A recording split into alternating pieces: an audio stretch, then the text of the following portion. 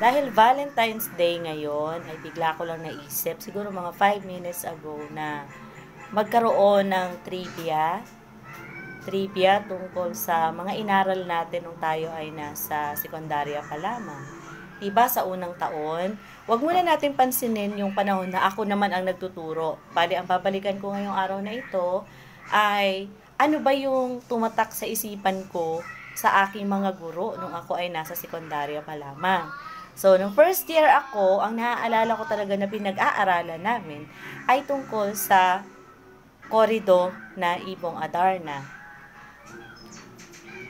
Kung ikukwento ko ng buong buo sa inyo ang korido na yon, ay aabutin tayo na napakahabang oras. Dahil nga celebrating welcoming Valentine's Day, ay balikan natin yung mahalagang tagpo sa buhay ni Don Juan, dahil siya naman talaga yung pangunahing tauhan doon, di ba? So, sino-sino ba ang mga naging babae ni Don Juan sa Ibong Adarna? Napapaisip din ako.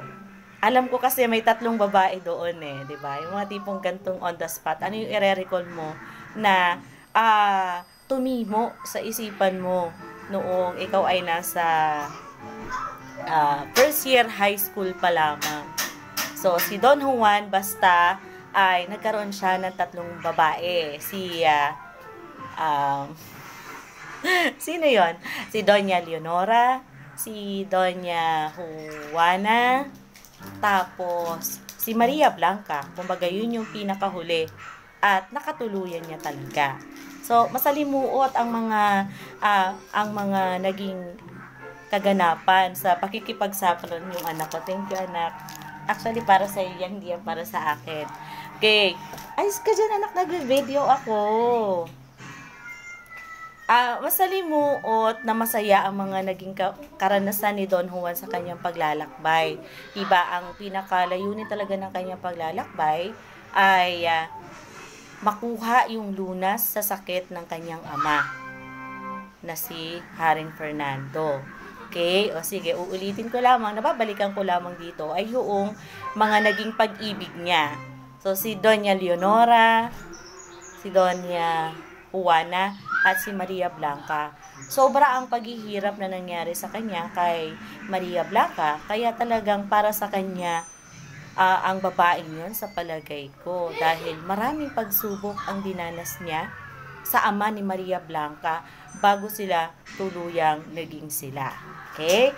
Sige, susubukan ko ring balikan lamang sa isip ko naman yung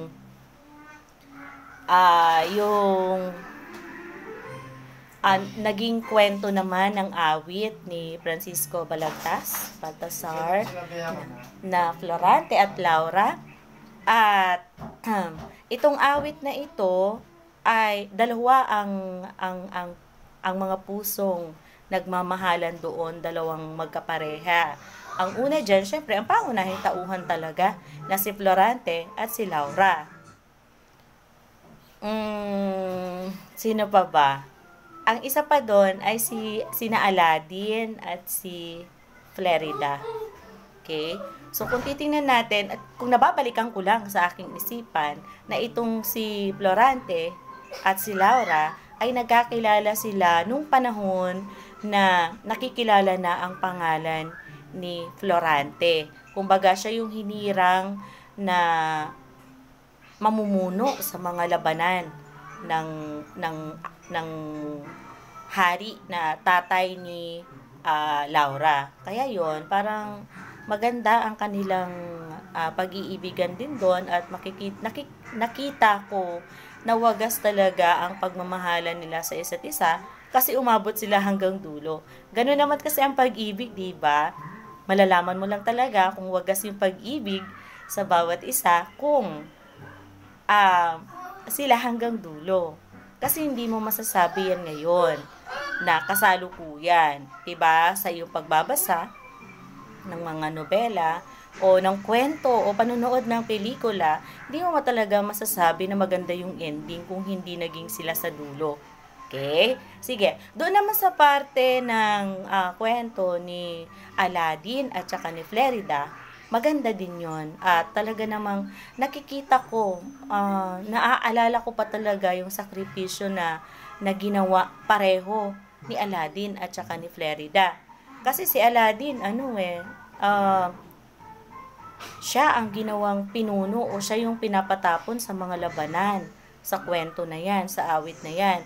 Siya yung ipinapatapon sa mga labanan ng kanyang ama.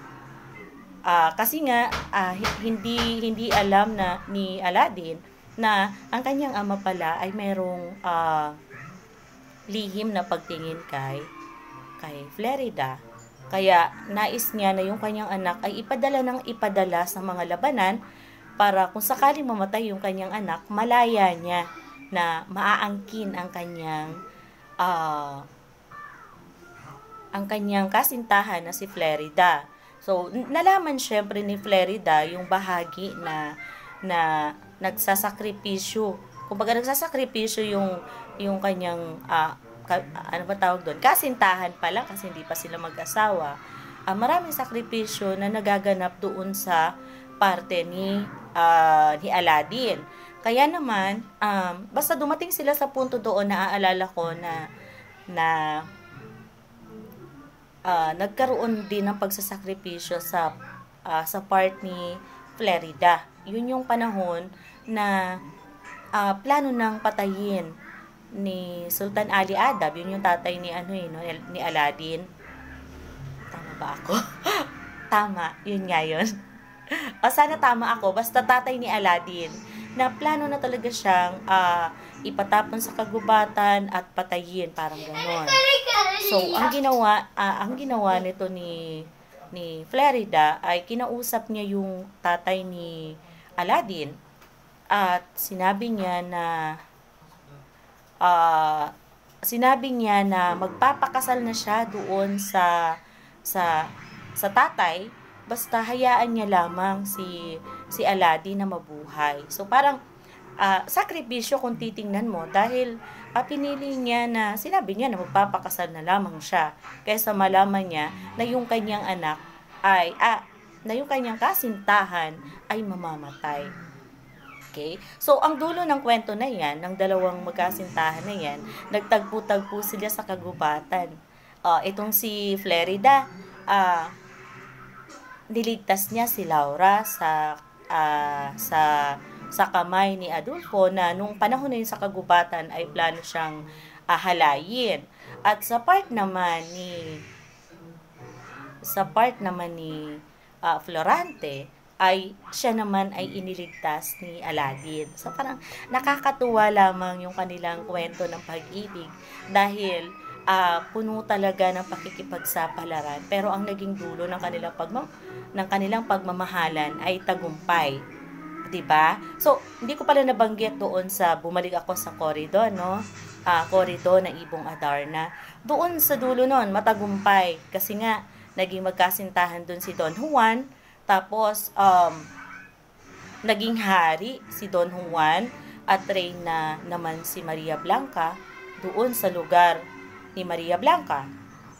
Tapos, si Don Juan, yung panganay sa tatlong magkakapatid, ay naging hari naman ng Berbanya.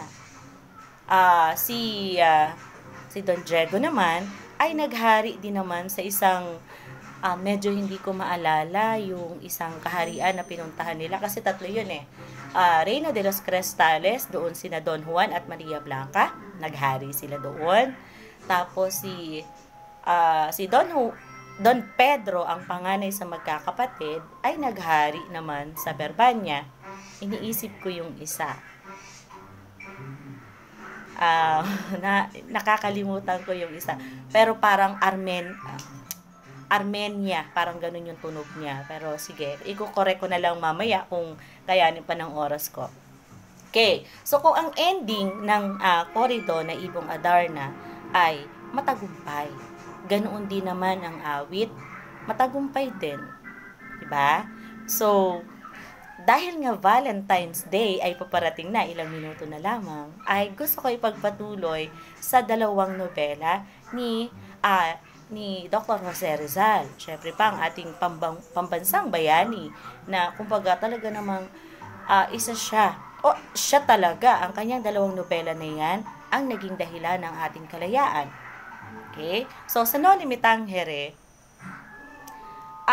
ang pangunahing tauhan naman dyan at ang bida ay walang iba kundi si Crisostomo Ibarra at saka si Maria Clara. So, kung titingnan natin ang kanilang pag-iibigan, ay may paglaban din. Pero, syempre, medyo masalimuot dahil nobela na ito. Imagine, No Limit Tangere na merong 65 na kabanata. Wow! 65 na ang naipublish lamang ay 64 dahil nga kinulang sa pananalapi noong panahon na yon at natanggal ang kwento ng isa sa mga ipapasok ko dahil nga sa larangan ng pag-ibig, ano? Ang kwento ni Elias at saka ni Salome. Sayang dahil hindi yun napasama sa kabanata, sa mga kabanata ng No Limit Tangere. Pero dun umiikot ang kwento nila. Merong partikular na pinag-usapan doon na napakita yung pagmamahal ni Salome kay Elias sa mga panahon na naghihintay siya. Naghihintay siya sa pagdating ni Elias buhat sa pagsasama-sama o parang paggabay. Kasi tinuturing itong si Elias na parang alam mo yun, lumalabas na siya ang tagapagligtas ni Ibarra diyan sa No Limit Tangere. Kaya yung part na naalala ko diyan na nawala nga sa nobela ay yung part na parang kinukwento yung pag-iibigan ni Elias at Salome na di ba nga sinuri yun sa Gabriela na kung titingnan mo daw itong si Elias at si Salome ay ang dapat na bida dyan sa No Limit Tangere dahil itong dalawang karakter na ito ay nagpapakita talaga ng pagiging matapang. Hindi sila basta-basta sumusuko. Diba? Kasi ang kwento dyan ni Elias kasi parang nagkaroon ng problema sa kanyang kanununuan na naging resulta ng parang kahirapan, lalong kahirapan, diba? So, hindi niya alam na si Crisostomo Ibarra ay ang kanyang talagang naging dahilan ng kanilang kahirapan, ng kanilang pagtatago. So, ang purpose dyan ni Elias talaga ay hanapin ang naging sanhi ng kanilang pagkasira ng kanilang pamilya. Yun na nga ay walang iba kundi si Crisostomo Ibarra. Okay? So kung magpo-focus tayo sa pag-iibigan ni Elias at saka ni Salome, nagtsatsaga na lamang si Salome na maghintay kung kailan siya pupunta ni Elias, kung kailan darating. Parang alam mo yun, parang pinapakita doon na itong babaeng ito matapang. May pag-ibig siya, pero yung katapangan niya ay iba. Kaya niyang ipaglaban, kaya niyang maghintay, pero hindi siya yung tipo na gagamit ng mga pamamaraan pamamaraan para makorner niya yung lalaki o talagang magsama na sila, ipagpilitan niya yung kanyang sarili. Hindi ganun yung personalidad ni Salome. Basta siya ay nasa puso niya si Elias. Ano yon? Sa mga kabataan ngayon ay parang sila, MU. Hindi talaga sila yung tipong alam mo yun, yung unawaan na kung ako si babae, pipigilan ko siya. Sasabihin ko sa kanya na ganito yung gagawin natin, ganito ang dapat mangyari sa atin. Pero, hindi ganun si Salome. Siya, nandun yung pinaghahanda niya ng pagkain si Salome. Kasi nga may kubo may kubo sa kagubatan, meron silang kubo. At sinasabi doon sa nobela na yun na iyabag pa lamang ni Elias ay kaligayahan na ni Salome. So, ang ibig sabihin nun na sobra ang pag-ibig niya. Sobra ang pag-ibig niya talaga kay Elias. Pero sa ganong pamamaraan, dumating sila sa punto na nagdesisyon si Salome na umuwi na lamang sa partikular na lugar, Mindoro ata yun.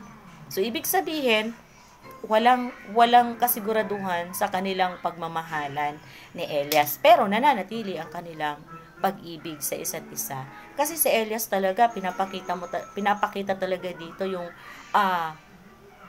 matinding pagtulong niya kay Ibarra. Talagang sa lahat ng panahon na nasusuong sa mga panganib si Ibarra, si Elias ang tumutulong sa kanya. Okay? Nasobrahan ata ako kay Elias, pumunta tayo sa pinakapangunahing tauhan.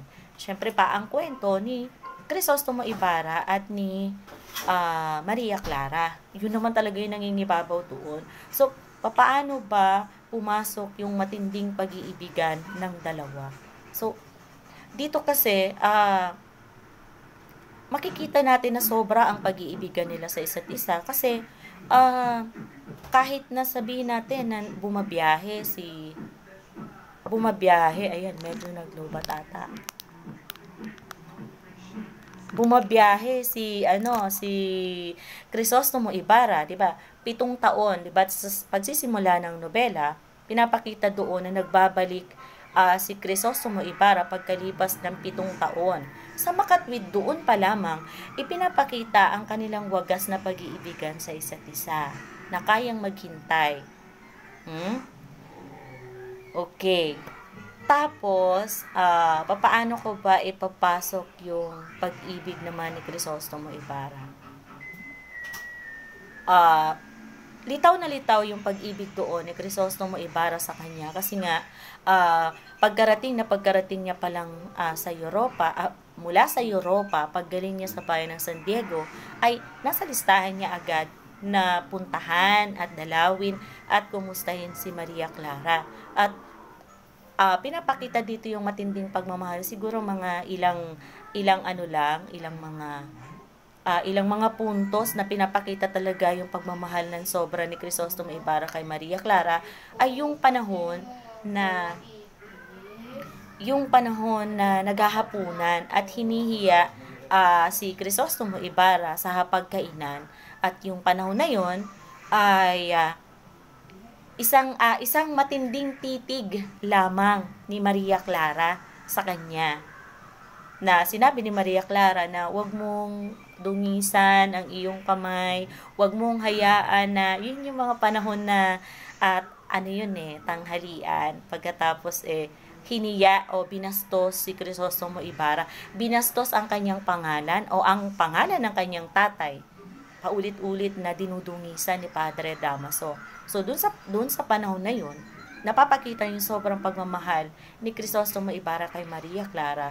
Doon sa panahon na sasaksakin niya na si Padre Damaso Pero dahil sa pakiusap ni Maria Clara, hindi niya tinuloy.